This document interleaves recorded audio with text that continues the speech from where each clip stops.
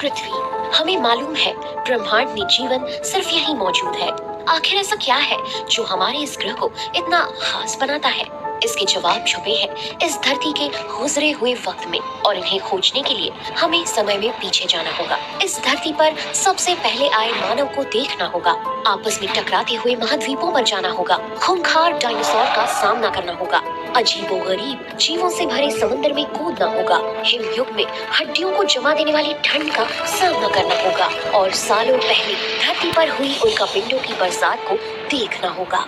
तो आइए चलते हैं समय में बहुत पीछे, धरती की शुरुआती अवस्था में।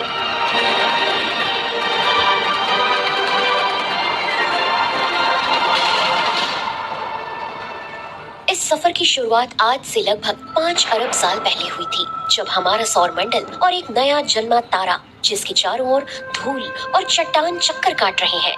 यहाँ अभी हमारी पृथ्वी का नामो निशान तक नहीं है। इस समय तक हमारे ग्रह पृथ्वी के बनने की शुरुआत भी नहीं हुई है, लेकिन समय बीतने के साथ ही यहाँ फैली चट्टानें और धूल गुरुत्वाकर्षण की वजह से आपस में टकरा कर जुड़ रहे हैं। ये पूरा मलबा मिलकर छोटी छोटी चट्टानों का रूप ले रहा है। आज से करीब 4.5 अरब साल पहले चट्टानों के आपस में टकराने और एक दूसरे से मिलने से यहाँ अब एक चट्टान का विशाल सा गोला बन गया है, जो एक तारे का चक्कर लगा रहा है। लेकिन अभी इसे हम पृथ्वी नहीं कह सकते। इसकी सतह पिघले हुए लावा से बनी है। इस वक्त धरती की सतह का तापमान करीब 1200 डिग्री सेल्सियस है। इस समय धरती किसी लावे के समुद्र से कम नहीं है। यहाँ कोई ठोस जमीन भी नहीं है तो सिर्फ पिघली हुई चट्टानें। अभी धरती पर लगातार छोटी छोटी चट्टानों की बरसात हो रही है। काफी लंबे समय तक ये प्रक्रिया चलती रहती है। इसके बाद ये चट्टान विशाल से गोले का रूप ले लेती है, जिसे हम एक ग्रह कह सकते हैं। हमारे ग्रह पृथ्वी की तरह ही यहाँ एक और नया ग्रह मौजूद है, जिसका नाम है थिया, जो तेजी से सीधे पृथ्वी की तरफ बढ़ रहा है। इसकी रफ्तार 15 किलोमीटर प्रति सेकंड है, यानी एक गोली की रफ्तार से भी 20 गुना ज्यादा तेज। इसके प्रलयंकारी जोरदार टकराव की वजह से खरबों टन लावा आकाश में बिखर जाता है, और महज कुछ हजार सालों में ही गुरुत्वाकर्षण बल पृथ्वी के आसपास इस बिखरे हुए मलबे को 3000 किलोमीटर चौड़े गोलीय पिंड में बदल देता है। यहाँ हम देख रहे हैं जन्म हमारे चांद का। ये है हमारा चांद, जो इस समय पृथ्वी से सिर्फ 22,000 किलोमीटर की दूरी पर है, पर समय के साथ साथ ये पृथ्वी से दूर जाता जाएगा। आज से करीब 3.9 अरब साल पहले हमारी पृथ्वी का तापमान थोड़ा ठंडा हुआ और इस पर एक ठोस सतह का निर्माण हुआ, लेकिन इसने फिर से हजारों की तादाद में आग के गोलों यानी उल्का पिंडों की बारिश का सामना किया। प्रतिदिन हजारों की संख्या में ये उल्का पिंड धरती पर बरसते रहे। ये उल्का पिंड अपने साथ बहुत ही खास चीज लेकर आए। इनके अंदर छोटे छोटे बर्फ से जमे हुए पानी के क्रिस्टल थे, जो लगभग 2 करोड़ सालों तक लगातार धरती पर बरसते रहे और पृथ्वी पर पानी लाते रहे, जिससे हमारी धरती पर समुद्रों का निर्माण हुआ। आज जमीन में मौजूद पानी की हर बूंद, समुद्र के पानी का हर एक खतरा अरबों साल पुराना है, और ये अरबों मीलों का सफर करके उल्का पिंडों से जमीन तक पहुंचा है। लेकिन धरती अब भी बेजान थी। यहाँ जीवन के लिए परिस्थितियाँ अनुकूल नहीं थी। धरती का वातावरण अब भी पूरी तरह से जहरीला और खतरनाक गैसों से भरा था। यहाँ हर वक्त तेज हवाओं के तूफान चल रहे थे। ये तूफान बहुत विशाल थे, जो पूरे ग्रह पर मंडरा रहे थे। इन तेज तूफानों की वजह पृथ्वी का तेज गति से घूमना और चांद का बेहद नजदीक होना था। इस समय चांद की गुरुत्वाकर्षण शक्ति इतनी ज्यादा है कि समुद्र में उत्पन्न होने वाली लहरें पूरी दुनिया में फैल जाती है। पर वक्त गुजरने के साथ साथ चांद जमीन से दूर चलता जा रहा है, जिससे समुद्र में हलचल कम होती जा रही है और धरती के घूमने की गति भी कम होती जा रही है। धरती के जन्म के 70 करोड़ साल बाद समुद्र के कुछ फुट नीचे लावा उबल रहा है। समय के साथ साथ ये लावा ज्वालामुखी के रूप में बाहर निकलने लगा, जिससे पानी में जगह जगह चट्टानें उभर रही हैं। पानी के साथ टकराने से ये लावा ठंडा होकर चट्टानों का रूप धारण कर रहा है, और इसी तरह पृथ्वी के हर हिस्से में इन टापुओं का निर्माण हो रहा है। आगे जाकर ये टापू एक दूसरे से मिल जाएंगे और एक बहुत बड़ी जमीन का निर्माण करेंगे, जिसे हम आज महाद्वीप या कॉन्टिनेंट कहते हैं। आज से करीब 3.8 अरब साल पहले हमारी धरती पर अब तक उल्कापिंडों की बारिश हो रही है, पर अब की बार ये उल्कापिंड अपने साथ केवल पानी ही नहीं लाए, बल्कि बहुत ही अनमोल चीज भी साथ लेकर आए हैं, जो धरती को जीवन देने वाली थी। जब ये उल्कापिंड पानी में गिरते हैं, तो ये अपने साथ लाए गए खनिज, मिनरल्स, कार्बन, प्रोटीन और अमीनो एसिड को भी समुद्र की गहराइयों तक पहुंचा देते हैं। लेकिन यहाँ समुद्र की गहराइयों में गहरा अंधेरा है। यहाँ सूरज की रोशनी 300 मीटर से भी ज्यादा नीचे पहुँच नहीं सकती थी। यहाँ का तापमान भी जमा देने वाला था। लेकिन यहाँ समुद्र की गहराइयों में भी छोटी छोटी प्राकृतिक चिमनियाँ थी, जिनसे लगातार धुआं निकल रहा था।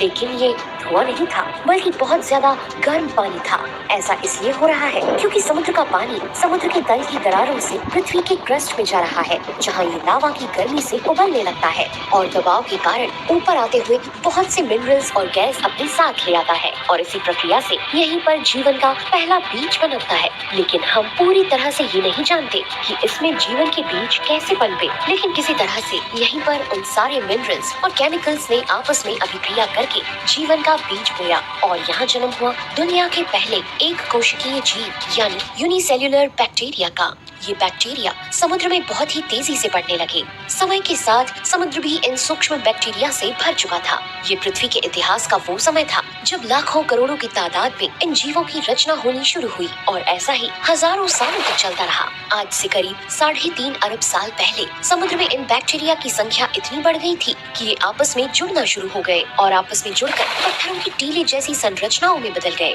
जिन्हें कहा जाता है स्ट्रोमेटोलाइट। ये हर एक टीला नुमा संरचना अपने आप में अरबों बैक्टीरिया की पूरी बस्ती थी। इन्होंने सूरज की रोशनी से अपना भोजन बनाना सीख लिया था। ये बैक्टीरिया फोटोसिंथेसिस यानी कि प्रकाश संश्लेषण की प्रक्रिया से सूरज की रोशनी को भोजन में बदलती थी। इस प्रक्रिया में बैक्टीरिया कार्बन डाइऑक्साइड और पानी को ग्लूकोज में बदलते थे और बदले में एक गैस ऑक्सीजन को निकालते थे। करीब 2 अरब सालों तक पृथ्वी के वायुमंडल में ऑक्सीजन की मात्रा लगातार बढ़ती रही और पानी में ऑक्सीजन की मात्रा इस कदर बढ़ गई कि अब ऑक्सीजन पानी के अलावा बुलबुलों से हवा में भी शामिल होने लगी। इन सूक्ष्म जीवों ने धरती पर एक सबसे अनमोल चीज का निर्माण किया था, जो जीवन के लिए सबसे महत्वपूर्ण था। आज हम सांस इसलिए ले पाते हैं क्योंकि अरबों साल पहले इन बैक्टीरिया ने बहुत अधिक मात्रा में ऑक्सीजन का उत्पादन किया था। आज से करीब 1.5 अरब साल पहले जैसे जैसे पृथ्वी के घूमने की गति धीमी होने लगी थी, उससे रात और दिन भी लंबे होने लगे थे। अब रात और दिन 16 घंटे के हो चुके थे।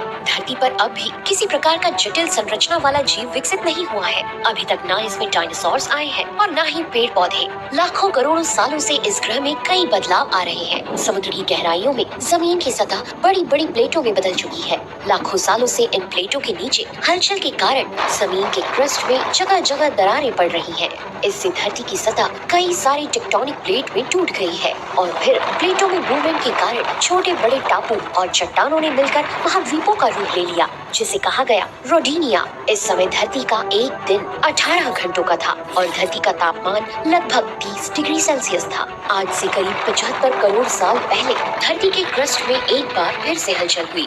धरती का सुपर कॉन्टिनेंट अब 2 भागों में टूटने लगा था। धीरे धीरे होने वाली इस प्रक्रिया की वजह से जगह जगह बड़े बड़े ज्वालामुखी बनने लगे और धरती के नीचे का लावा ज्वालामुखी विस्फोट के साथ सतह पर निकलने लगा, जिससे कार्बन डाइऑक्साइड की मात्रा काफी बढ़ गई। यहाँ जगह जगह धुआं और जहरीली गैस मौजूद थी। अब धरती का आसमान इन कार्बन डाइऑक्साइड के घने बादलों से घिर चुका था। हवा में उपलब्ध कार्बन डाइऑक्साइड पानी के साथ मिलकर जमीन पर अम्लीय वर्षा यानी एसिड रेन बरसाने लगी। इससे धरती के वातावरण का अधिकतम कार्बन डाइऑक्साइड धरती की चट्टानों पर कार्बन की मोटी मोटी परत के रूप में जमने लगा और इस वजह से वायुमंडल में कार्बन डाइऑक्साइड की मात्रा में भारी कमी हो गई और पृथ्वी का तापमान बहुत तेजी से गिरने लगा। महज कुछ हजार सालों में तापमान -60 डिग्री सेल्सियस तक पहुंच जाता है। इससे धरती पर पहले हिमयुग यानी आइस एज की शुरुआत हुई। ये आइस एज अब तक का सबसे लंबा और ठंडा आइस एज था, जो आज से लगभग 65 करोड़ साल पहले आया था। ये आइस एज लगभग 1.5 करोड़ साल तक पृथ्वी पर छाया रहा। इसे हम स्नोबॉल अर्थ के नाम से भी जानते हैं, लेकिन ये भी हमेशा के लिए नहीं रहने वाला था। बर्फ की इस मोटी चादर के नीचे ज्वालामुखी, लावा और कार्बन डाइऑक्साइड उगल रहे हैं, जिसकी वजह से वायुमंडल में कार्बन डाइऑक्साइड की मात्रा फिर से बढ़ने लगी और धरती का तापमान फिर बढ़ने लगा और ऐसे 1.5 करोड़ साल पुराने हिमयुग का खात्मा हो गया। धरती फिर से सामान्य रूप में आने लगी थी। इस समय धरती का एक दिन 22 घंटे का हो चुका था। लेकिन उन बैक्टीरिया का क्या हुआ जो हिमयुग के आने से पहले समुद्र में पनप रहे थे? तो चलिए चलते हैं उसी जगह। ये आज से करीब 54 करोड़ साल पहले का दौर है। अब समुद्र का पानी जीवन के पनपने और फलने फूलने के लिए पूरी तरह उपयुक्त है। ऑक्सीजन की उपलब्धता में अब वे एक कोशिकीय जीव कई अन्य रूपों में विकसित हो चुके हैं। यहाँ चारों तरफ समुद्री पौधे और ऐसे अजीबोगरीब छोटे छोटे समुद्री जीव थे जो देखने पर किसी कीड़े जैसे लगते थे। ये है विवाक्सिया। साथ ही कुछ और भी बड़े जीव हैं। यहाँ हम सूक्ष्म बैक्टीरिया से लेकर विशालकाय समुद्री दानव को भी देख सकते हैं, जिनमें एनोमेलोकैरिस जैसे जीव शामिल हैं। ये जीव है पिकाइया। ये केवल 5 सेंटीमीटर लंबे थे, लेकिन ये इतिहास के पहले ऐसे जीव भी हैं जिनमें रीढ़ की हड्डी भी मौजूद है। भविष्य में करोड़ों सालों के विकास क्रम के बाद हजारों ऐसे जीव विकसित होंगे जिनमें रीढ़ की हड्डी का प्रमुख योगदान होगा, जो हमें सीधे खड़े होने में मदद करेंगे।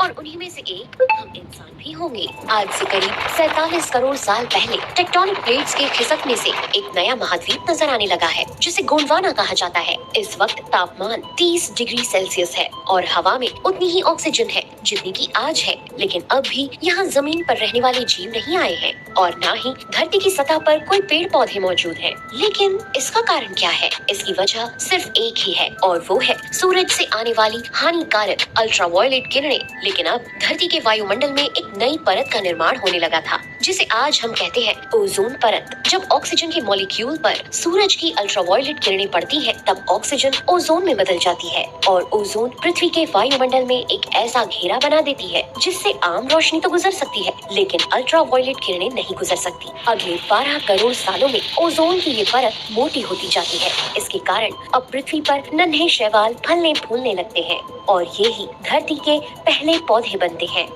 आज से करीब 37 करोड़ साल पहले समुद्र में रहने वाली ये मछली टिक्टालिक, जिसने पहली बार समुद्र से बाहर आने का निर्णय लिया, इसने जमीन पर रेंगने के लिए अपने पंखों को पैरों की तरह इस्तेमाल किया और समय के साथ ये पानी से जमीन पर आने जाने लगी, जिससे इसके अंग धीरे धीरे विकसित होने लगे। अगले 1.5 करोड़ साल के विकास क्रम के बाद ये जीव, जिन्हें टेट्रापॉड्स भी कहा जाता है, पानी के अलावा जमीन पर भी आने जाने लगे और धीरे धीरे इनके शरीर के अंग जमीन पर रहने के लिए विकसित हो गए। आज से 36 करोड़ साल पहले ये टेट्रापॉड्स पूरी तरह से विकसित हो गए थे और अब ये पूरी तरह जमीन पर रहने वाले जीव बन गए थे। दुनिया के वे सारे जानवर जिनके 4 पैर या 2 पैर 2 हाथ हैं, वे सभी इन्हीं टेट्रापॉड्स से विकसित हुए हैं, जिनमें डायनासोर्स, बर्ड्स, मैमल्स और यहाँ तक कि इंसान भी शामिल है। समय बीतने के साथ ही जमीन पर कान खजूरे, मकड़ियाँ और बहुत से दूसरे किस्म के जीव आ गए हैं। ये सारे जीव आर्थ्रोपॉड कहलाते हैं और ये बाकी जानवरों से बहुत पहले ही जमीन पर पनपने लगे थे।